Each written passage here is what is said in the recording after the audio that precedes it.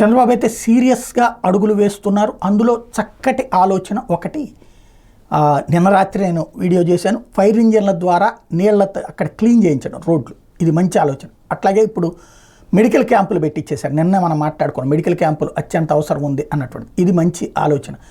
మూడోది వచ్చేటప్పటికి ఇప్పుడు ఆయా ప్రాంతాలకు కావాల్సినటువంటి, అదే నిన్న మొన్న సమస్య ఎదురైంది, ఆ లోపల చిక్కుకుపోయినటువంటి వాళ్ళు నానా కష్టాలు పడి కర్రో ఇదో పట్టుకుని లేకపోతే వాళ్ళకి లంచాలు ఇచ్చుకునినో పడవల వాళ్ళకి రోడ్డు మీదకి వస్తే చివరికి ఆ రోడ్డు మీద అక్కడ సింగనగర్ దగ్గర కానీ ఇటు పక్కన ఎక్కువగా ఎస్పెషల్లీ ఫేస్ చేసిన వాళ్ళు ఇన్నర్ రింగ్ రోడ్డు దగ్గర అనమాట. అక్కడ దిగిన తర్వాత నడవడానికి నడిచి తప్పించి వెహికల్స్లు అక్కడ చివరికి ఎక్కడికో పోవాల్సి వచ్చింది. సింగనగర్ దగ్గర కూడా అదే ప్రాబ్లం ఫేస్ చేశారు. ఇప్పుడు అక్కడ వాళ్ళకి అందరికీ కూడా బస్సుల్ని అర్జెంటుగా ఏర్పాటు చేయించారు. బస్సులు అక్కడి నుంచి తీసుకెళ్ళి రోడ్డు మీద డ్రాప్ చేసేటటువంటి ఏర్పాటు చేసుకొచ్చారు. తద్వారా ఒక ఆల్టర్నేటివ్ సొల్యూషన్ కనుక్కున్నారు.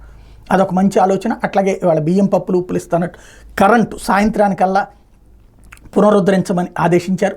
ఇవి వేగంగా తీసుకున్నటువంటి మంచి నిర్ణయాలు.